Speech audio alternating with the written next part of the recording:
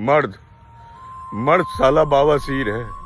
परिवार वाले कहते हैं कि तू हमसे बात नहीं करता, बीवी कहती है कि तुम हमें टाइम नहीं देते, और मर्द साला इस उधेड़बुन में रहता है कि एक गाड़ी लेनी है, किस्तें भरनी है, मकान लेना है, अपने बच्चों को वो बचपन नहीं देना जो मैंने गुजारा है, एक अच्छी जिंदगी देनी है सबको। परिवार वाले कह देते हैं कि तू गैर जिम्मेदार है, बीवी कहती है कि तुम बेवफा हो, कहीं और चक्कर है। चक्कर।